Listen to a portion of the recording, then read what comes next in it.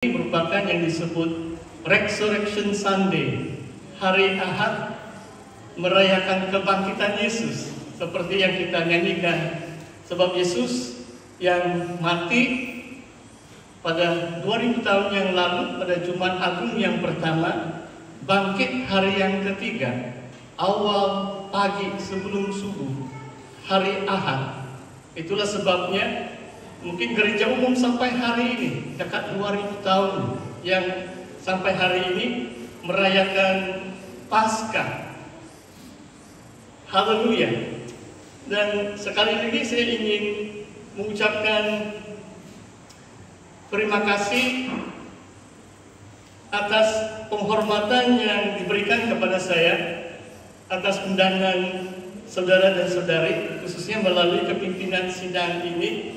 Terima kasih kepada ibu-ibu yang telah memberi layanan yang begitu baik, masakan dan minuman. Kalau pengkhotbah kadang-kadang bukan juga senang mau makan sebab pelayanan. Cuma yang penting saya rasa saya tidak begitu kurus lah kali ini, sebab masakannya sedap-sedap di tempat ini. Haleluya. Saudara, mari kita terus melihat di dalam firman Tuhan. Tajuk yang telah disediakan untuk kita pagi hari ini adalah keunikan Kristus dengan pendiri agama yang lain. Saudara tahu kita adalah warga Malaysia atau warga negara Malaysia yang kita cintai. Dan saudara juga tahu bahwa kalau kepercayaan kita kepada Yesus yang disebut Kristen atau kekristenan merupakan agama minoriti. Kalau seluruh Malaysia mungkin paling-paling 7 atau 8% daripada 33 juta penduduk Malaysia menganut atau menjadi penganut Kristus. Tidak ramai, mungkin tidak sampai 3 juta di antara 33 juta penduduk di negara kita, negara Malaysia, Sabah, Sarawak, dan 11 negeri di Semenanjung bersama beberapa wilayah persekutuan. Dan bagi kita yang hanya menganut agama yang minoriti dan ada disebut agama persekutuan merupakan agama bangsa majoriti di Malaysia, memang ada cabaran tertentu. Kita sangat bersyukur bahwa sampai hari ini, khususnya di negeri Sabah dan Sarawak, kita masih lagi hidup dalam keadaan yang aman, damai, tenteram, sejahtera. Tidak ada permusuhan di antara kaum dan agama. Dan kita harus berdoa kepada Tuhan supaya keadaan aman damai ini terus dipelihara, supaya tidak ada isu-isu yang sensitif dapat membawa perpecahan atau berbalahan di antara suku bangsa karena soal agama. Jadi hari ini bila saya nampak tajuk ini, saya pun ada gentar sedikit. Sebab saya perlu diberi hikmat oleh Tuhan. Terima kasih kepada worship leader, kamu sudah berdoa untuk kita semua tadi. Dan saya percaya dengan hikmat Tuhan, saya dapat mengungsikan sesuai dengan tema ini sebagai satu bekalan rohani buat kita. Sempena Paskah, sempena hari kebangkitan Yesus yang kita rayakan hari ini. Saya memulai membaca dari Kisah Rasul bab yang ketiga, dari ayat yang ke-11 sampai 19. Kisah Para Rasul bab yang ketiga mulai ayat 11. Dan saya mau mengatakan bahwa hari ini saya akan mengulas 4 tema utama. Ada 4 tajuk atau tema. Kenapa saya percaya Kristus adalah Tuhan yang unik, yang tidak ada tandingnya atau bandingnya. Walaupun seluruh dunia, berbagai jenis agama-agama sedunia, tetapi Kristus sesungguhnya adalah Tuhan, Juru Selamat, Raja, Imam Besar, dan Nabi. Bahkan dalam Ibrani adalah Rasul Allah bagi kita, orang Kristen. Saya baca dari bahagian ini, Kisah Para Rasul bab yang ketiga ayat 11. Karena orang itu tetap mengikuti Petrus dan Yohanes. Ini Petrus dan Yohanes menyembuhkan seorang lumpuh. Maka seluruh orang banyak yang sangat keheranan itu, mereka terkejut, datang mengerumuni mereka di serambi yang disebut serambi Salomo.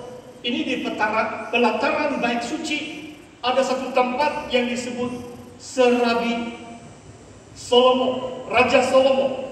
Petrus melihat orang banyak itu lalu berkata, "Hai orang Israel, mengapa kamu heran tentang kejadian itu?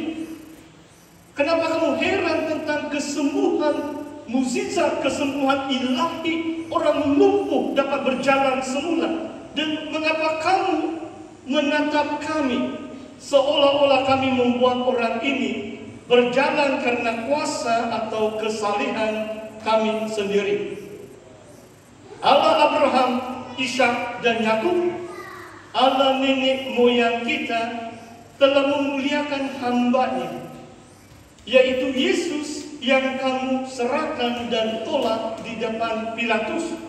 Walaupun Pilatus berpendapat bahwa ia harus dilepaskan, tetapi kamu telah menolak yang kudus dan benar, serta mengkehendaki seorang pembunuh sebagai hadiahmu. Demikianlah ia, pemimpin kepada kehidupan, the Prince of Life, pemimpin kehidupan atau putra kehidupan, telah kamu bunuh. Tetapi Allah telah membangkitkan dia dari antara orang mati. Dan tentang hal itu kami adalah saksi. Dan karena kepercayaan dalam nama Yesus, maka nama itu telah menguatkan orang yang kamu lihat dan kamu kenal ini. Dan kepercayaan itulah, atau kepercayaan itu telah memberi kesembuhan kepada orang ini di depan kamu semua. Hai saudara-saudara, aku tahu bahwa kamu telah berbuat demikian karena ketidaktahuan, ignorance, sama seperti semua pemimpin kamu. Tetapi dengan jalan demikian, Allah telah menggenapi apa yang telah difirmankannya dahulu dengan pengantaraan nabi-nabinya, yaitu bahwa Mesias yang diutusnya harus menderita. Karena itu, sedarlah dan bertobatlah supaya dosamu dihapuskan. Demikian sampai ayat 19 bab yang ketiga pembacaan kita bersama hari ini. Saudara, poin yang pertama adalah kalau kita lihat agama-agama dunia ini, Kristus atau Yesus Kristus adalah unik. Tidak ada orang yang seperti Yesus Kristus. Kenapa? Sebab dialah yang sanggup mati. Poin yang pertama adalah kalau kita mengatakan Yesus adalah pengasas agama kita, agama Kristen, Tuhan kita turun dari surga. Tidak ada pengasas atau pendiri agama lain sanggup mati bagi umat manusia. Yesus adalah Tuhan dan Juru Selamat yang mati bagi dosa manusia. 2 malam yang lalu saya cukup mengupas bagaimana Yesus sebagai imam besar bukan lagi sembelih korban atau hewan, membunuh hewan sebagai korban sembelihan dipersembahkan kepada Allah. Tetapi Yesus selaku imam besar mempersembahkan hidupnya sendiri.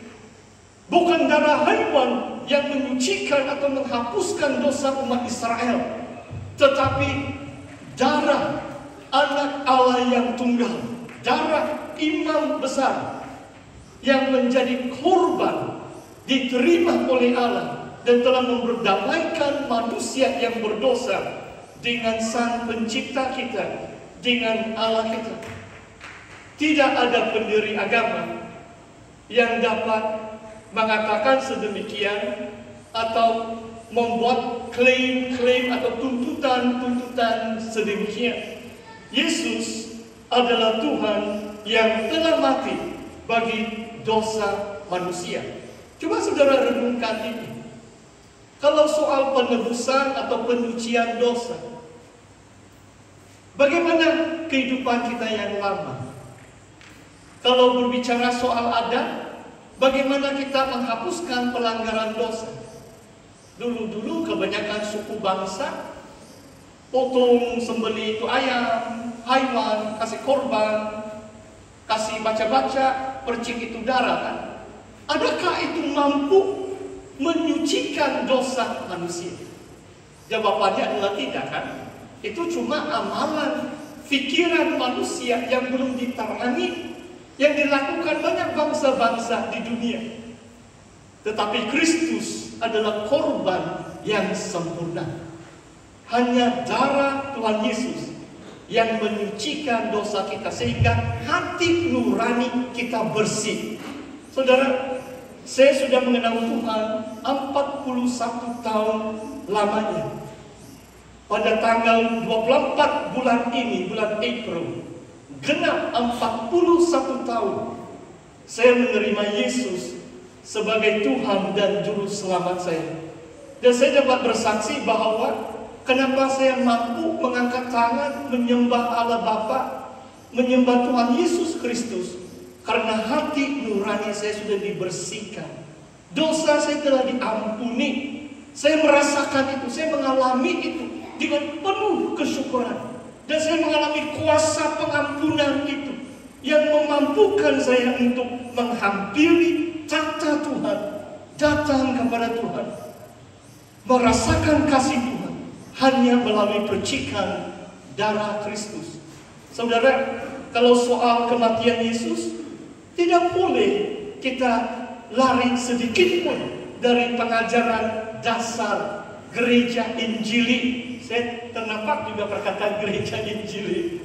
Kalau disebut gospel atau berita baik, adalah Yesus yang telah mati menebus manusia dari pelanggaran dosa. Bagi orang yang percaya, saya tahu saudara juga dapat bersaksi, walaupun hari ini macam saya yang diberi penghormatan sebagai pengkhotbah, saudara juga mampu bersaksi. Ya benar pastor, darah Yesus yang mengampuni, yang menyucikan dosa saya. Dahulu kala saya jauh dari Tuhan, tetapi sekarang saya merasakan hadirat Tuhan. Saya mampu, saya dapat menyembah Tuhan dalam roh dan kebenaran. Saudara, perkara yang kedua, Yesus tidak hanya tinggal di dalam alam maut, dia cuma mati untuk 3 hari. Dan saya mau baca ayat yang di sini. Allah telah membangkitkannya.